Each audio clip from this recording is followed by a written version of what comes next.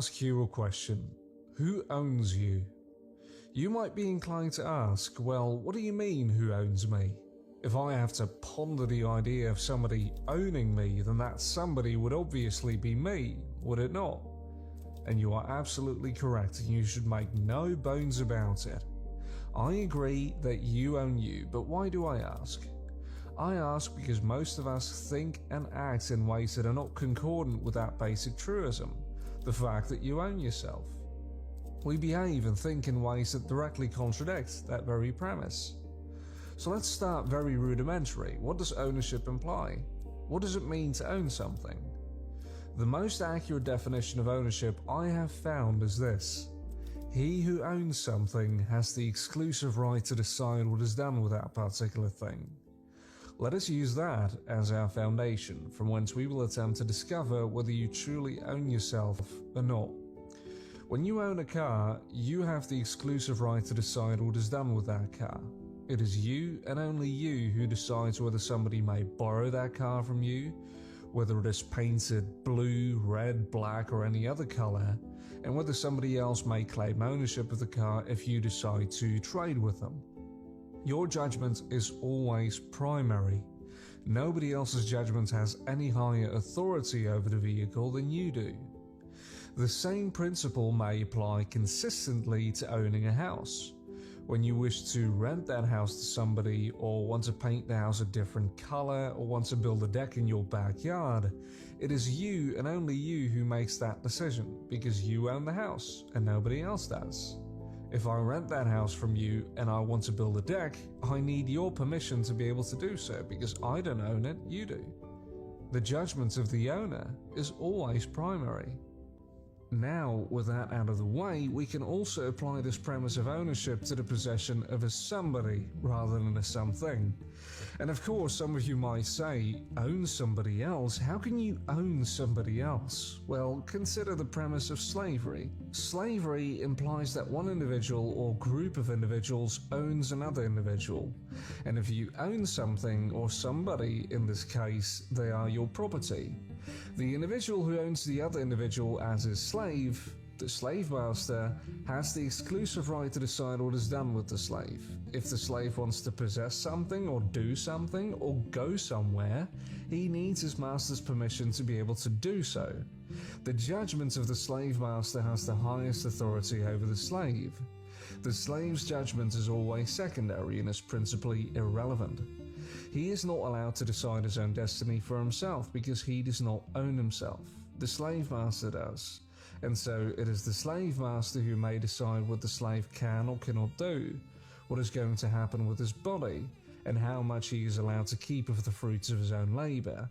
The exclusive right to decide is the chief principle of ownership.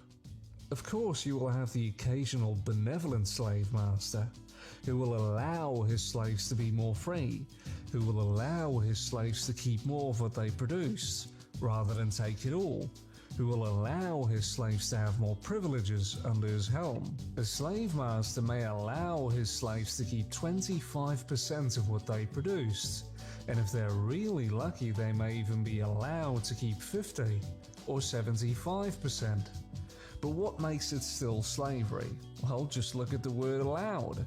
I, as your authority or owner, will allow you to keep more of what you earned. Well, if they are allowing you, that means that it's up to them to decide whether you get to keep as much or not, which means that they have the exclusive right to decide what is done with what you've produced with your own time, energy, and efforts. The slave doesn't get to decide how much he can keep of what he has earned.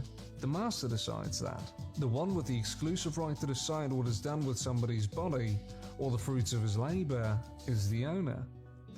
So what does it mean to own oneself? To own oneself is to have the exclusive right to decide what is done with you.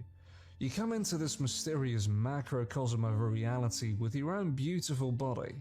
You have a certain amount of time in this life. You and you alone decide what you do with that time. You may trade your time, energy, and attention for resources or mediums of exchange with which you could acquire other resources in order to sustain your life. And it is you and you alone who decides what is going to happen with your body. and all the fruits of the labor that you were able to produce with it. You've given your time, energy, and attention in exchange for that money, or whatever resource it may be. You've given a piece of your own life for those resources that you've acquired with it, and thus only you decide what is done with them. Somebody else may ask you if they could have some of your rightfully acquired resources, usually in exchange for other resources that are commensurate with their value, or you may give something for free, but it's still you who gets to decide whether you do that or not. Just like with the car or the house, you own it. Your volition is paramount. Nobody else gets to decide that for you, because you have the highest authority over yourself. You have the exclusive right to decide what is done with your own body, your own time, energy, attention, and everything that you've been able to rightfully acquire with it. And ultimately, you own your life. Now, does our current existence within this system of control under the helm of government coincide with the former, the slave-master relationship, or the latter, you owning yourself? And just be honest with yourself. Are you really in charge of what you spend your own time, energy, and efforts on? Are you really the one who has the exclusive right to decide what is done with your own body and your own possessions? Or does the government proclaim to have that right, when they demand that you hand over a large sum of what you've rightfully earned and force you to make decisions with your own body and with your own time that you'd rather not make if you had the choice? The fact that you don't have a choice, the fact that it's not up to you to decide what gets to happen with your own property, implies that you really do not have the exclusive right to decide, but they do, and ultimately means that you do not own yourself and the fruits of your labor, but they do. And if somebody owns somebody else, then that is the definition of slavery. Well, of course, the inevitable response will likely be akin to, well, that's the law. And what? The law is somehow sacrosanct? Well, if we look at history, it doesn't seem like it. Slavery was enacted into law, and anybody who helped slaves escape was doing something that was against the law. Hiding Jews during the reign of the Third Reich was against the law. During the Nuremberg trials, the Nazis resorted to the good old, I was just doing my job, I was just enforcing the law excuse. But that didn't justify their actions, did it? So the fact that something is made into law does not mean that it's the right thing to do. Obviously, many of you watching would probably say that you would have disobeyed those immoral laws during those days, and rightfully so. That you would have done the right thing regardless of what the law said. But that means that there are exceptions to following the law, does it not? If there are exceptions for following the law, then who decides what those exceptions are? You or the authorities? I'm pretty sure that will be you, right? So then it is not for the authority to determine whether you obey its whims, but you yourself. So your own discernment always stands above the law, and you decide when you abide by it or not.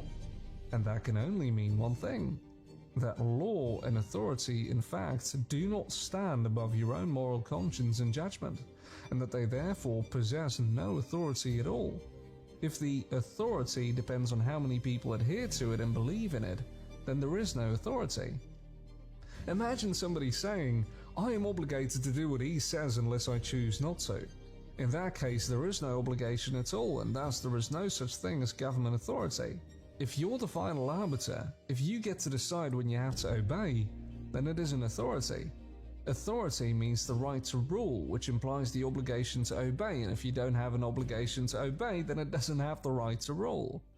This brings us to another significant element of self-ownership. Who owns your judgments? Who gets to decide what choices you make in life? In life, we always have to make choices. We have to bear the consequences of those choices. Oftentimes, those consequences are negative, sometimes they are positive. These consequences help us learn and gain experience, with which we can avoid making those same choices again in the future, the ones that have negative results. We make mistakes so that we learn from them. In order to make a choice in life, we must use our own rational and moral judgments in order to find out if the consequences of those choices are worth bearing. Choices often include risks, and we alone should be free to take those risks or avoid them altogether. Every time throughout history when man was forbidden to think and act in accordance with his own rational and moral judgments, and was physically coerced into thinking and acting according to how some political ruler wanted people to think and act, the most horrible atrocities throughout history had eventuated. We as a species are always learning. We are always innovating, progressing, growing, and advancing. It isn't even that long ago that we believed that smoking was actually healthy, that we had to spray ourselves with DDT every day, and that we thought that mercury and arsenic were suitable remedies for conditions of ill health. And at every point we believed that we knew it all, but we were proven wrong by reality. Now, of course, that is the essence of learning and becoming wiser than you were before, by gaining experience. However, the crucial point is that when we adopt a system of collectivism, we as individuals are forced to make the same mistakes the collective is making. For example, there are always minorities of people who recognize and point out the logical errors and irrationalities behind the diktats enforced by whoever's in charge of the collective, and their criticisms are always answered with vilification, demonization, harassment, violence, and even extermination. And when the mistakes of the collective become apparent enough, that's when we usually start to understand that it was a bad idea. When one is able to use his own rational judgments, his own discernment, and his own moral judgments, such mistakes do not have to affect us all. It is only when we are all forced to partake in somebody else's supposedly great master plan that we are all forced to bear the consequences of those mistakes. And as I've said, we are still not at the peak of human civilization, not even close. We are still making mistakes, but why should other people's mistakes and consequences be our mistakes and consequences? Who would rather choose to do things that are rational and moral on a voluntary basis, rather than letting one of us impose his plan on the rest of us, and allowing him to use coercion and threats of violence to make us do what he wants, until enough people die and suffer that we realize that it was actually a bad idea to let him do that? Maybe you should let people make their own decisions, rather than assuming that you can make other people's decisions for them, because you think that you're somehow superior to everybody else. When politicians demand that we take certain risks that might cost us our health, or the health of our children, you see, a risk without choice is not a risk, it is assault. Forcing somebody to play Russian roulette and forcing them to pull the trigger is still an act of assault. The thing about risks, which very few statists seem to grasp, is that they can have horrendous outcomes. When a politician or the collective demands that we participate in a taking of various risks to our own well-being, or the well-being of our children and other loved ones, then we are also forced to bear the consequences of those risks.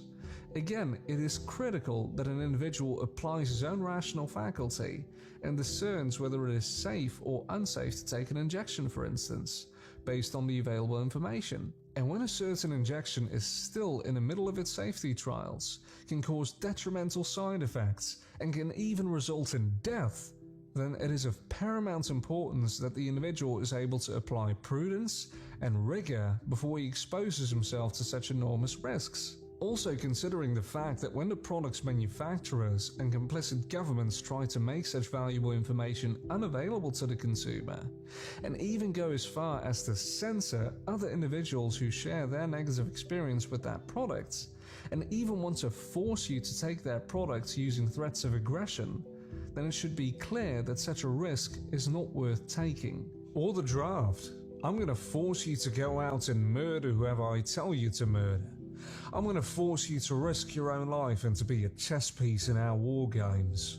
And if you refuse, I'll put you in a cage for several years. If there has ever been an example of somebody claiming ownership of your body, i.e. slavery, the draft would be it. But when an individual is forced to take such an enormous risk, what does that tell you? Do you have the exclusive right to decide what is done with your own body? Or does the government have that right? Do you own your own body? Or does the government own your body? Deeply contemplate that question, please. Of course, we are social creatures. We enjoy the company of our beloved fellow men and women. We prosper and work better and more efficiently when we work together. We want to love each other, respect each other, and help each other. However, this is not the same as the collectivist premise.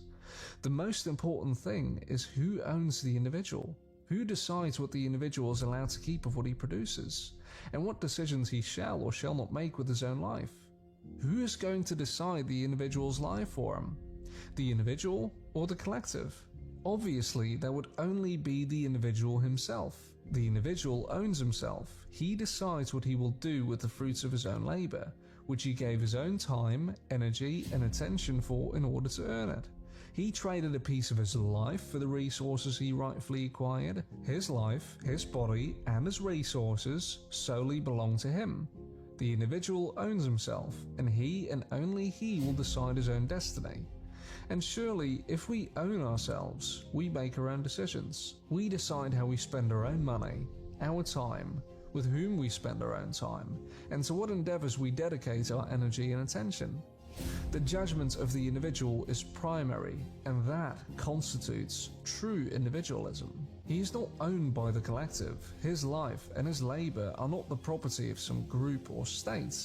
His path in this mysterious realm called life is solely for him to explore and experience as he sees fit, for as long as he doesn't forcibly impede other individuals from doing the same. Again, every single time that a collective or a state owns the individual and forbids the individual to make his own decisions and to use his own rational judgment and moral conscience, the worst tragedies in history have eventuated as a result.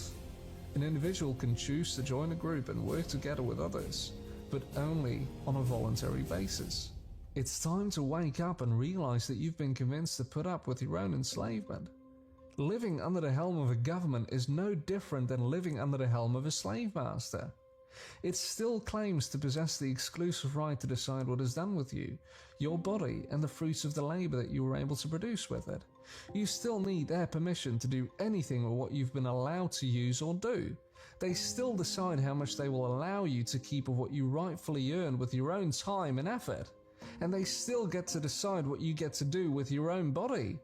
So based on this foundation of ownership and self-ownership that we've laid out, we can accurately define what freedom actually means, what it means to not be a slave.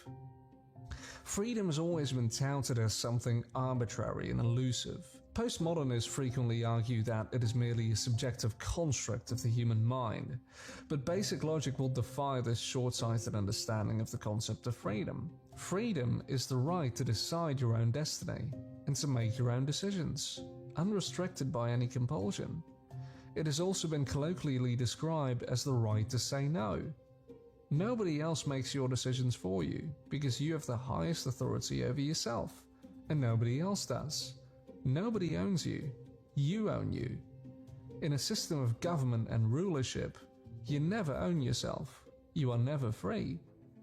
Surely some people may insist that some individuals may need leaders to guide them, and I do not disagree, but the truth is, even if people really need somebody to lead them, they are still in charge of themselves, because they are still deciding for themselves whether they will take the advice or guidance or not. It would be pretty insane for somebody to say, I want you to force me to do things whether I agree with them or not. Again, the individual's judgment is always primary. No man can or should ever have the power to force others to subordinate themselves to his will. He may persuade others, he may guide others, he may teach others, but he may not constrain, for it is the results of his guidance that validate the veracity of his guidance. In other words, if a leader has a good reputation, and if his advice and guidance help people improve their own lives, he does not need compulsion in order to get people to do what he wants them to do. And if he happens to be wrong and gets people to do things that serve only himself rather than the people who follow his guidance, then people always possess the freedom to withdraw their participation and to simply say no and move on. This is what brings us to the ultimate distinction. A free society doesn't exclude leadership, but what it does exclude is rulership. Man is not too incompetent and too ill-witted to govern his own life and to organize and cooperate with his own fellow men and women on a voluntary basis. He has only been convinced by incessant indoctrination that those individuals who make up the political ruling class are superior in wisdom and intelligence regarding every single area of life where we make our decisions. Whether it pertains to our financial life, our health, or our children, the notion is always promulgated that those third parties know better than us. Such a dubitable notion has of course been too tritely expressed to the point where it has now lost its credibility because it has never stood up to the test of time. But still, it is the instilled programming of such a notion at a very young age that inclines individuals to say, but what about this? And how will we do this without government? When we truly give up the notion that politicians know how to spend our money better than we do, then we, the actual individuals who bear the consequences of our decisions, will make much better decisions than politicians, who don't bear any consequences for their poor and detrimental decisions, and can continue to make them whether we like them or not, for as long as we continue to believe in that ridiculous notion. If the person who spends your money doesn't bear the same consequences as you would if you had to make that same decision, you can be sure that the likelihood of him being prudent and efficient with your money is close to zero. Nobody is better at spending your own money than you are. No one is better at running your own business than you are, because you actually have a legitimate incentive to make the best of it. A politician doesn't. It's very easy to spend somebody else's money. We take risks to our own livelihoods and the livelihoods of our loved ones to test out the assertions made by third parties for which they pay no price if they happen to be wrong, nor does the majority that votes for them to force people to take such risks, nor do the enforcers of such diktats.